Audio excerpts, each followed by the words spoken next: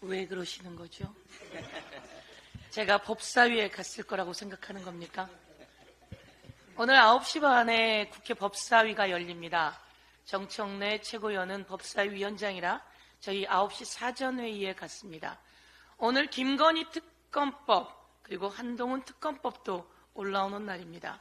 그리고 제가 누누이 얘기했던 양육하지 않은 부모는 그 아이가 세상을 떠났을 때 그 아이가 남기고 간 재산을 가져갈 수 없다라고 하는 구하라법, 민법 개정안도 올라오게 되어 있습니다.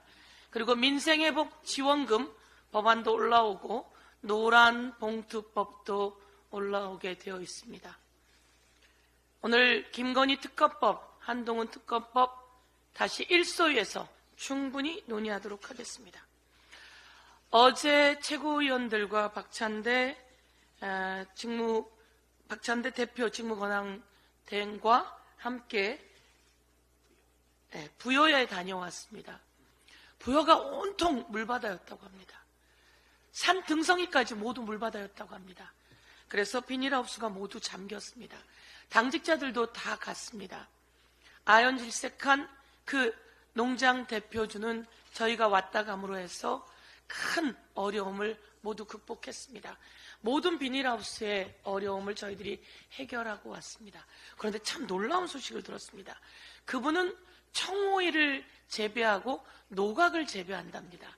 그런데 청오이는 농작물 재보험에 해당이 되고 노각은 해당이 되지 않는다고 합니다.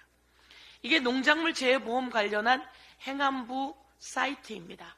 이 사이트에 들어가 보면 농작물 재보험 이제 걱정 끝이라고 나와 있습니다. 그런데 노각을 재배한 사람은 걱정이 태산 같습니다. 제가 그래서 내용물을 보니 대상 품목에 딸기, 오이, 토마토 등등등등 해서 쭉 이름이 있는데 끝에 등자가 없습니다. 그래서 노각은 여기에 해당이 되지 않는 겁니다. 그래서 정말 작은 거인지 재보상에는 큰일이기 때문에 등자를 붙여서 모든 작물에 보상이 될 수 있어야 된다. 이렇게 저희가 개정하도록 하겠습니다. 근데 보험을 들었는데요. 보험이 40% 정도밖에 보상이 안 된다고 합니다. 보험은 더 일어나라고 좀 더 붙여서 피해본 것보다 좀 더 붙여서 보상해줘야 보험 아닙니까? 이 부분에 대해서도 저희 더불어민주당이 민생을 챙기면서 개정안 내고 보상하도록 하겠습니다. 어제도 말씀드렸지만 김건희 여사가 검찰을 시간을 정하고 장소를 정하고 그리고 방식을 정해서 들어오라고 이야기했습니다. 그리고 청와대 근처에 경호관 별관에서 조사를 받았다고 합니다. 70여 페이지에 달하는 진술서를 가지고 가서 이대로 하세요라고 가이드라인까지 쳤을 가능성이 높습니다. 내가 이곳에 있는 걸 알리는 즉시 저는 조사를 그만둡니다. 그러니 검사님, 그 갖고 있는 핸드폰 반납하세요 라고 이야기했다는 거 아닙니까? 세상에 대명천지에 이런 일이 있을 수 있습니까? 조사받는 피의자가 그것도 주가 조작으로 경제 질서를 교란한 엄청난 범죄자가 조사를 받으면서 검사에게 핸드폰을 내놓으라고요? 검사 여러분, 검사님, 하늘 같은 검사님, 치욕스럽지 않았습니까? 하늘 같은 서울중앙지검장님, 치욕스럽지 않았습니까? 그리고 그 잘난 검사님들 다 뭐합니까? 이 프로스에 글을 올려야 하는 거 아닙니까? 치욕스럽다고? 있을 수 없는 일이라고? 그런데 뭐가 무서워서 이 프로스 글 하나 못 올리는 겁니까? 김건희 여사가 그렇게 무섭습니까? 윤석열 대통령이 그렇게 무섭습니까? 정말 치욕스러운 날입니다. 그런데 이원석 검찰총장이 그렇게 이야기했습니다. 예외도 특혜도 성역도 없다. 그리고 제3의 장소에서 조사해서는 안 된다. 그런데 어쩜 그 말 그대로 예외가 김건희 피의자에게 있었고 특혜가 김건희에게 있었고 성역이 김건희에게 있었고 제3의 장소가 김건희에게 있었습니다. 이 일을 검찰총장이 막았는데 과연 서울중앙지검장 혼자 했을까요? 박성재 법무부 장관은 알고 있었던 내용이지요. 그리고 윤석열 대통령은 당연히 알고 있었습니다. 그럼 여기서 온 국민은 법 앞에 평등해야 한다고 하는데 평등의 원칙이 무너졌습니다. 평등의 원칙은 헌법 제11조 모든 국민은 법 앞에 평등하다입니다. 그런데 대통령이 이것을 검찰과 부인의 이야기니 충분히 상의했을 가능성이 아주 높습니다. 아니면 민정수석을 시켰든지요. 그래서 대통령은 헌법 제11조 평등의 원칙 위반입니다. 박근혜 대통령이 정말 많은 헌법과 법률 위반으로 탄핵소추 당했었습니다.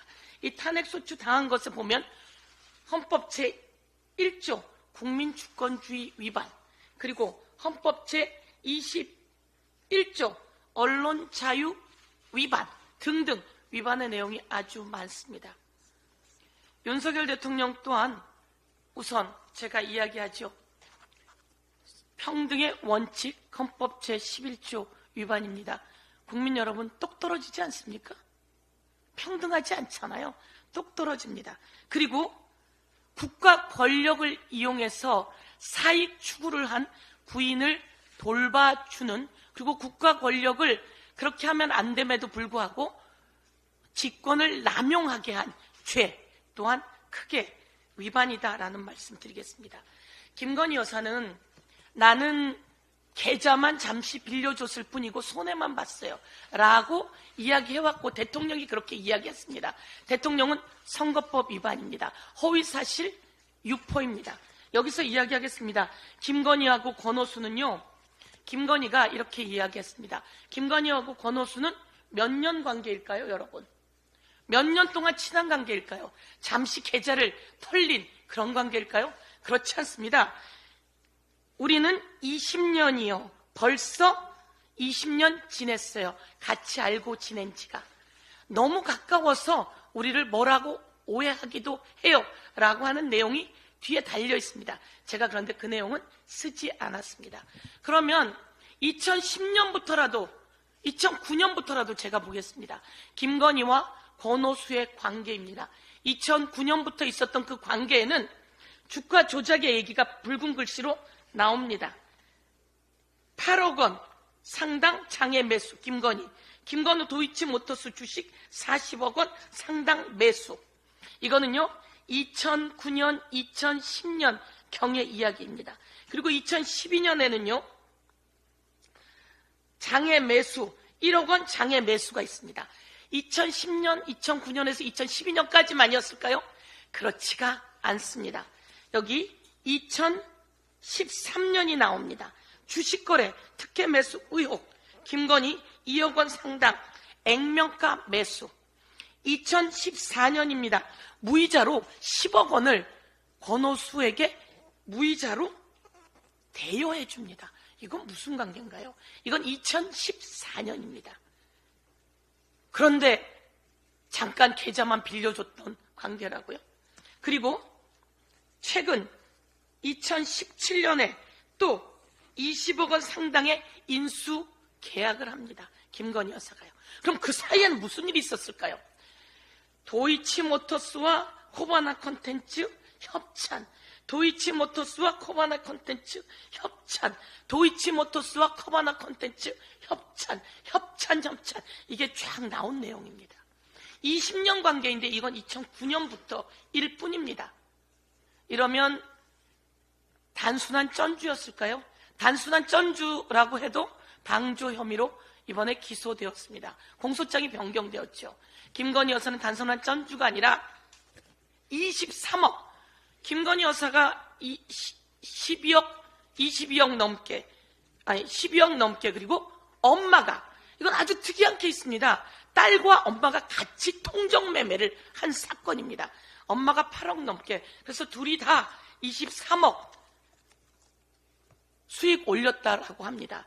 이거는 확실하게 주가 조작 경제 교란죄 엄청난 범죄라는 말씀을 드리고요. 한 말씀만 더 드리겠습니다.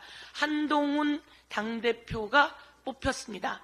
그런데 윤석열 대통령 김건희 여사 명심하세요.